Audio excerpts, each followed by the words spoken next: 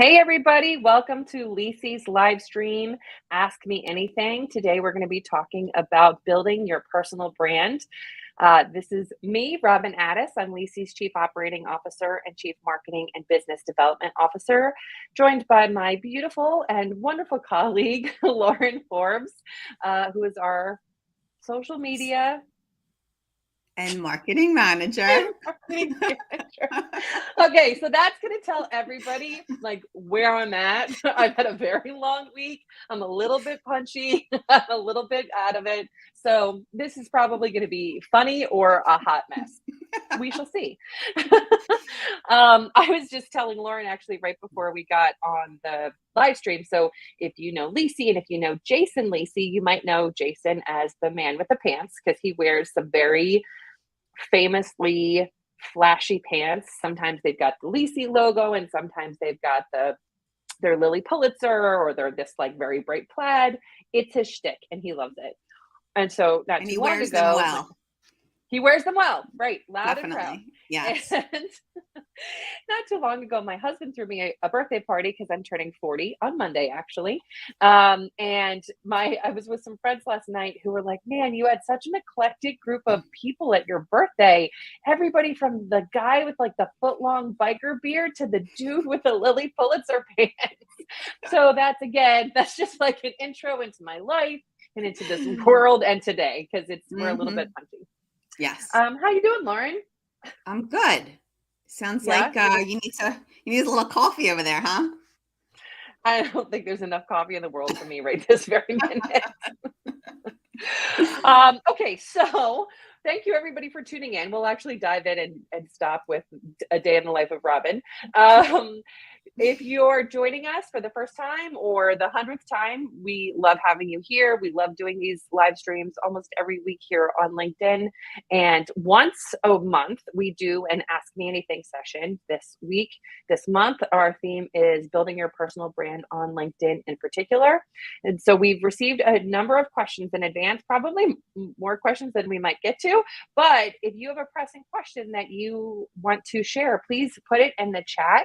And even just like right now, drop us a line, say hi, tell us that you're here. We'd love to hear from you. Share a question, throw us, a comment if you hear something you like. We would greatly appreciate it. So, Lauren, you ready to dive in? Let's go. Okay, so first question. What is a personal brand? I actually get this question a lot. So a personal brand is how others perceive you and how it's a clear representation of who you are, what you do, what you're known for, what it might be like to know you and to work with you. It's that sort of perception of who you are as a professional in the marketplace. And a lot of people credit Tom Peters for creating the term personal brand. He wrote an article for Fast Company back in like 1997 called The Brand Called You. And here's the quote. I'm going to read it verbatim about personal branding. The key to any personal branding campaign is word of mouth marketing. Your network of friends, colleagues, clients, and customers is the most important marketing vehicle you've got. What they say about you and your contributions is what the market will ultimately gauge as the value of your brand. So the big trick to building your brand is to find ways to nurture your network of colleagues consciously. So we work in legal marketing. The number one thing we hear all the time from lawyers about marketing in general is, I get my clients from word of mouth. Well, think about the reason you're getting clients from word of mouth is because you've got a personal brand that people are aware of. And using platforms like LinkedIn are a great way to share that about your personal brand and expose more people to who you are and what you do. Right? When you agree? Agreed. Oh, 100%. Yeah. Yeah. So I'm going to dive into a couple of these like hard and heavy questions, and then we're going to get into some of the lighter, easier ones and funnier ones, I guess I should say, in a minute. One question we got that I thought was really interesting is, how do I get followers? Or how do I find followers? And my response is you don't. Followers find you. And the way that they find you is by putting content out there that makes them interested in seeing more of what you've got to say. Again, Mm-hmm. it all comes back to being consistent, putting yourself out there as a thought leader, which leads to another question. What types of content should I post? There's more about this than I could say in just this like quick ask me anything session, which I'll plug it now. We're actually doing a masterclass on August 4th for building your brand and growing your book of business, a deep dive into LinkedIn, and more. It's sort of like LinkedIn as a starting point, but and more. So if you're interested in that, it's from 11 a.m. to 1 p.m. Eastern. It will be a private live stream. Go ahead and register on our website. If you go to legalisi.com/resources, you'll be able to see it there and register. And I'll get into a lot about how to build content. Yes, ma'am. And hosted by the one and only you. Oh, yeah. And hosted by moi. True story.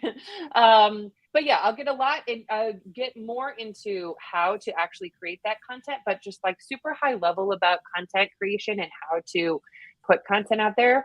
You should be putting content out there that is potentially of value to your target audience. It should not be like the majority of it should not be self-promotional in nature. Meaning, and we usually give like a 70-30 or 80-20 rule. Ideally, it's 80-20.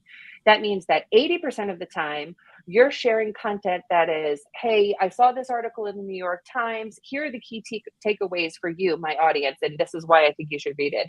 Hey, so-and-so just put out this survey. Here are the key takeaways. Always providing value and not necessarily asking anything in return. The 20% of the time that you are allowed to be self-promotional is, you were recognized in chambers, you won an award, your firm was recognized as, innovation of the year winner, whatever it was, that kind of stuff. And, there's a whole school of thought on how to write that so you don't sound overly self-promotional, but you're still allowed to do it once in a while. But most of the time you should just be providing value for the sake of it, which Lauren, I know you help our clients with a lot. What is the biggest, I guess, challenge that you find in working with our clients when it comes to creating that value-driven content consistently? Just making sure that there's things that, that they, for instance, like what you were talking about as far as like, awards they've won, other things that they do on a regular basis, if they do blogs, if they have white papers, anything that they do, we consistently try to put out there so that they or their audience knows that they are, what we like to call kind of thought leaders within their industry. And it sets them up as, the go-to for certain things. Well, I think we got a question that just came in, actually. You want me to get to that real quick? Yeah, that's great. Let's see. If you have time, could you reflect on the intersection of personal brand and professionalism? What even is professionalism these days? Do you want to take a stab at that? Such a great question. Yeah, such a great question from our friend Jennifer Forrester. Thank you, Jen. It's a great question because there's a lot of seemingly overly personal content on LinkedIn these days. And I think it kind of falls along a spectrum of what you're comfortable with. The fact of the matter is, from my non-scientific studying of content performance on LinkedIn, personal content is what gets people to pay attention. It's what gets people engaged with who you are and your personal brand. And so by sharing that personal content, there is a greater likelihood that you will be able to get their eyes on some of the promotional stuff or some other things of your thought leadership so that you have a chance to expose yourself to a broader audience. I think, like, I personally talk a lot about my kids on LinkedIn because as a leader, as a business leader, there is a lot of parallel between figuring out how to lead a small army of Addises and, and lead a team of people, being empathetic and giving them space to figure things out. And, anyway, so I think the intersection of personal and professional is different for everybody. That's my personal opinion on it. Yeah. You know, I think the type of content that I see on LinkedIn, I have personally yet to find something on LinkedIn that I look at it and I feel that is so inappropriate. You know, that Mm. doesn't belong on here. You know, there are a lot Yeah. of people during Pride Month, there are a lot of people sharing on LinkedIn that they were coming out as gay or transgender or whatever. Or they're, you know, sharing about marriages and weddings or losses of children. The fact of the matter is that all of these things are deeply personal experiences that shape who we are.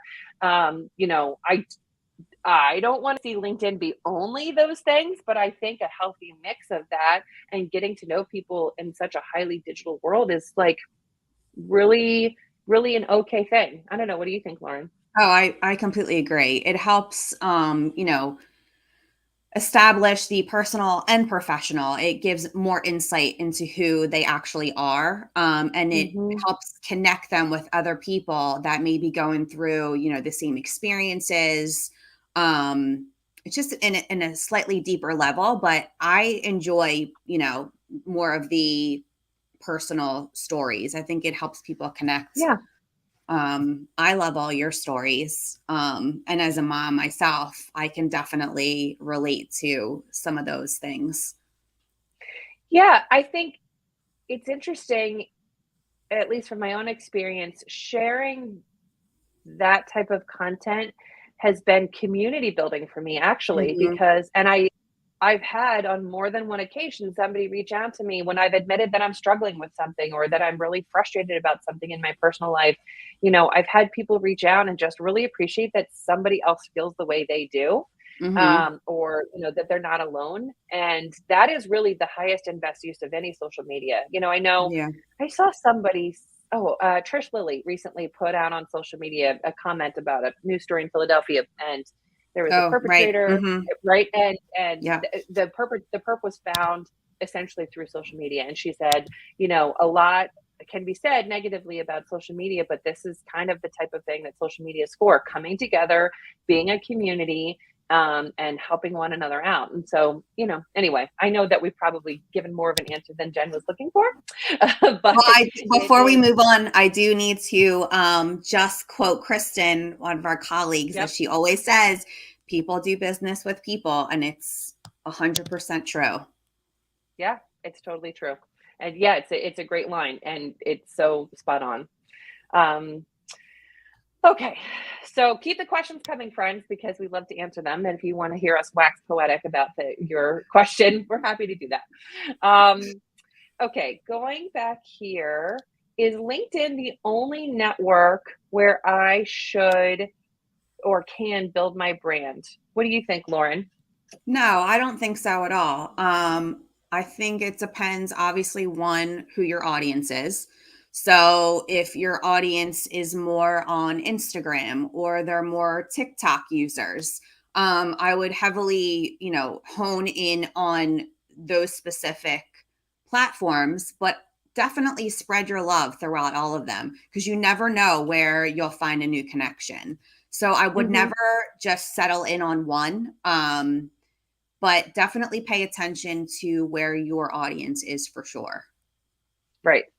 And the tone on those Yes. platforms is important too, right? Like Yeah. on TikTok, if you're really super rigid and excuse me, like buttoned up, that might not hmm land so well. No. But if you Yeah. can take some content and sort of make it funny and engaging, you know, I'm not saying be like the comedy lawyer, but you know, just make it engaging in a way and approachable, you Yeah. know? And even for our own clients, you know, let's say, you know, we have one specific post and it is more business related. We'll make sure that goes on to their LinkedIn page and their Twitter, sometimes Facebook. If it's a little bit more soft content, like, you know, there was an event they attended, most of the time that will end up on Facebook and Instagram. So it just depends on what kind of content that you're trying to put out there. Kind of, you know, drives where it should actually land on social media. Yeah. So speaking of tone on a platform, here's a great question, Lauren, that Yeah. I want you to tackle. Should you use emojis in your LinkedIn posts? Oh, yes. So I just put a poll up earlier this week, and actually, I just had it up on my phone of the results. So let me grab that super quick. And, a nice chunk of people responded, which I appreciate. Thank you very much. It was a mixture of, you know, yes, sure, emojis can go up on my posts. No, it's unprofessional, or it depends. So as of right now, the sure was 65%. And then it was a split of 18% for each of the no and the it depends. Hmm. So I think it really kind of caught more traction during the pandemic. And I say that because there was a study done, and emojis have increased by 775% over the past 3 years. Another statistic that I found was emojis in your social media post can increase engagement by 25.4%. So with that, um, you know, can you include them? Absolutely. Do you need to include them? No, I think it's preference. At the end of the day, it's whatever you're comfortable with. Some posts on the more serious side, obviously, you probably shouldn't include. Mhm. On a later note, yes, you can include them. And I also think it helps to get the reader to kind of understand what it is that you're trying to say. When you're reading something, it's kind of hard to understand what the person who's writing it is their intention. So by you like writing a note or a sentence and ending it with, a laughing emoji, that can be taken differently than if there maybe wasn't an emoji. So I think it all depends. You don't have to use the firecracker or the smiley face. There's emojis as arrows or bullets. I think that really helps to especially when you have a list of things. It draws people in. We're human beings are much better at retaining information when there are graphics or pictures involved. So I Mhm. think that it just helps. But again, know your audience, and it depends on what your post is. Yeah, I would the only thing I would add to that is, we find that or I found, again, my unscientific research, that I felt like certain emojis were helping sort of trigger the algorithm, the LinkedIn Mm, algorithm sometimes, yeah, and pretty consistently for like a couple times. And then the next time I would go and I would use that emoji, it didn't help me at yeah, all. That could be a complete coincidence. And I think this kind of gets to the heart of what might be frustrating for people who don't know where to start on a platform like LinkedIn. It could be any social platform, but I just like LinkedIn the best. yeah, Personally, I think the algorithm's in a black box. Nobody knows exactly what it is. And yes, there are people who study it and who are, putting content out there about what works and what doesn't and how things perform, but it's always changing and it's not something that the public at large is really going to ever understand. So hmm there is a little bit of trial and error that especially in our industry is very uncomfortable for our leases target market. We work with lawyers. Lawyers are they like to know the answer to the question when they ask it. That's what they're right, trained to do. yeah, And so it's it's a little bit gray and it's a little bit, I don't why did this work one time or why isn't this working or why aren't I going viral? None of that is going to happen unless you start somewhere. You just sort of yeah. have to put yourself out there, which is you know, the first step. You just kind of have to take a leap of faith. And I think too the same thing can be said when using images. Mhm. Sometimes posts do great when there's images included, and then sometimes not. It's like you said, it's trial and error. You just don't know how much traction you're actually going to get. So play around with it and see what happens. Yeah, agreed. Um La la la la. Here's a good related. Well, I think you just sort of actually answered this question. Should I include images in my post or just text? Mix it up, I think is Yeah, the mix it up. answer. Yep. Hmm Um, I feel like I do a pretty good job of posting consistently, but I'm not getting the number of views that I want. What can I do to increase visibility of my posts? Great question. So there are a number of things that you can do. It kind of goes back to the trial and error piece of it. There's conversations about what's the right time of day to post. I think, Mhm. I'm not the first person to say this. Pre-pandemic, everybody, tended to favor the commuting hour.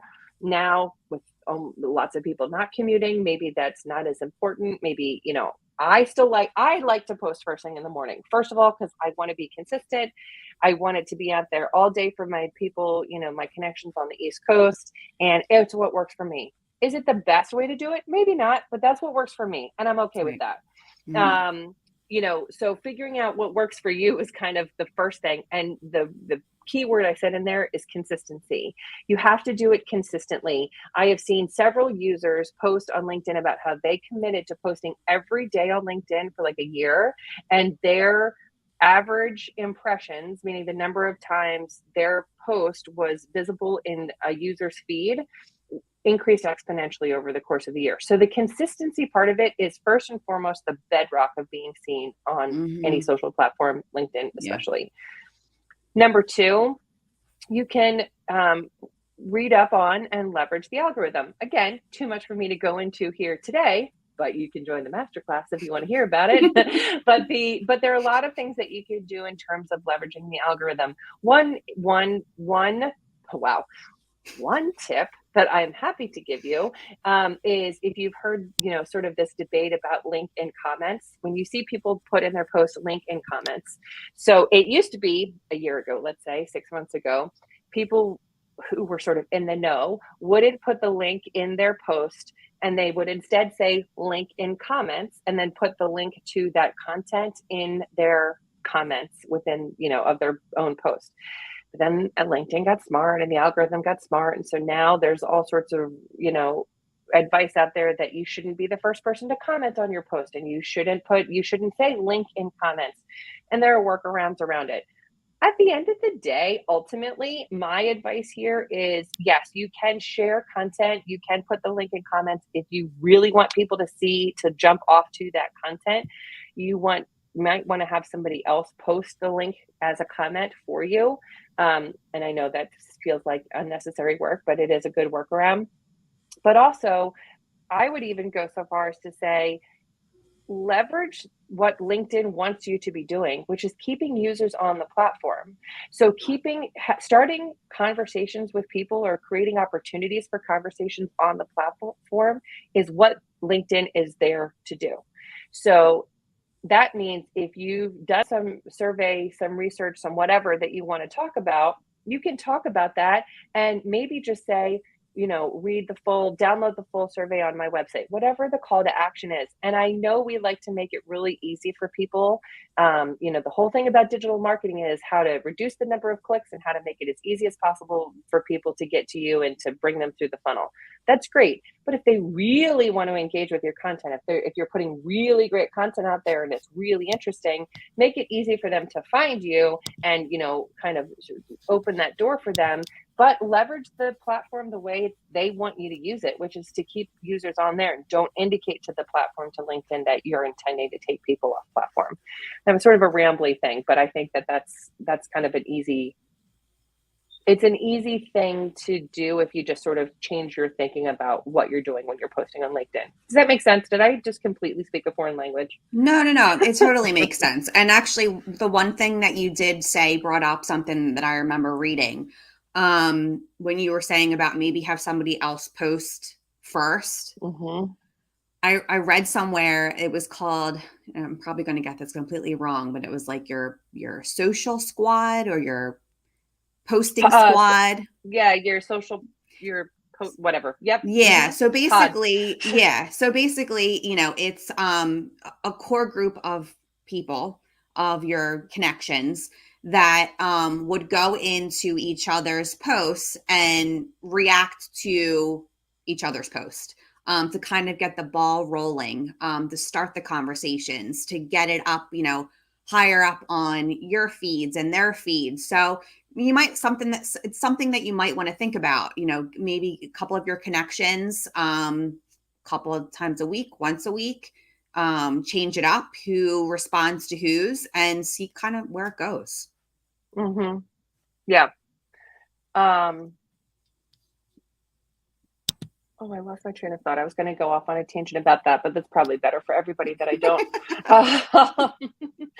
Another question I actually posted about on LinkedIn recently is, should I accept connection requests from people I do not know?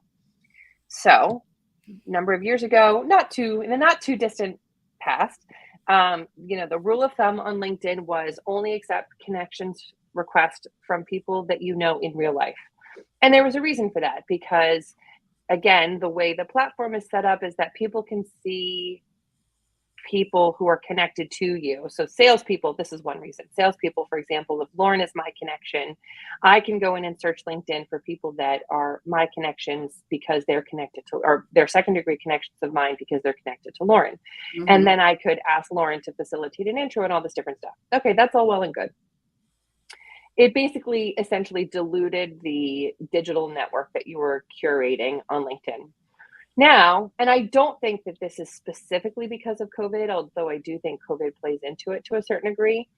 I think that that's outdated thinking. Nowadays, digital networking is so commonplace, and making connections. Jen Forrester, who asked a question earlier, I met her through LinkedIn. I think she reached out to me, or I reached out to her, or something. It just was a very organic outreach that made sense. She's in my industry. We, do somewhat similar things to a certain degree, and it made sense for us to connect across the country because she's based on the West Coast. Since then, we have gotten to know each other, as well as two people can from opposite sides of the country coming out of pandemic. But we've gotten to know each other, and we're like friends. We hung out at the LMA conference in Las Vegas in the spring. So it is not always a bad thing to accept a connection request from somebody you might not actually know. I think you just have to develop your own sort of go, no go checklist of whether or not this makes sense. Somebody responded to my post saying, they see if there's any shared connections, if they have the shared industry, if their company makes sense for them, whatever your reasons are that make sense, it's okay. And like I said in my LinkedIn post, no, I am not suggesting you accept all the requests that you get, because nobody wants those BS sales connections and immediate outreaches, including me. So I'm on your side about that. Don't worry. Yeah. There's not a race to see who can have the most connections. So definitely have your, I can't even think. I'm lost for words. Welcome to my world, girlfriend. Welcome to Friday afternoon with Robin. Yes. Have your checklist of who you should connect to. Yeah. Wow. We're going to get close to wrapping up because holy cow, it's already been 30 minutes. I feel like we've only been talking for 5. So if you have any last questions, please drop them in the chat. I'm going to see, because I have a lot of questions here in front of me. There was a question I saw when I was scanning through this about recommendations, and like, is that even still a thing? So there are kind of two things that might feel similar but are different. On your profile, on your LinkedIn profile, there's skills and there's recommendations. And several years ago, people were asking for endorsements for skills like digital marketing, leadership, contract negotiation, whatever the thing was. And I think, if I recall correctly, you could select like a certain number of skills that you wanted to put on your profile, but then other people could endorse you for skills. Yes. And that's fine. It still exists on your profile, but I don't know that it's as big of a deal as it was a number of years ago. Separate from that is recommendations. That's where I can go in proactively or be solicited by Lauren to go in and write her a recommendation that shows up on her profile. This can be tricky if there's ethics rules, but let's imagine that there's no ethics rules kind of in play. Like we know that like in financial advisors and wealth managers, it's really against, I think, even SEC regulations. Like you cannot do that. People cannot do that. So of course, you can use earmuffs and not listen to this part because it doesn't apply to you.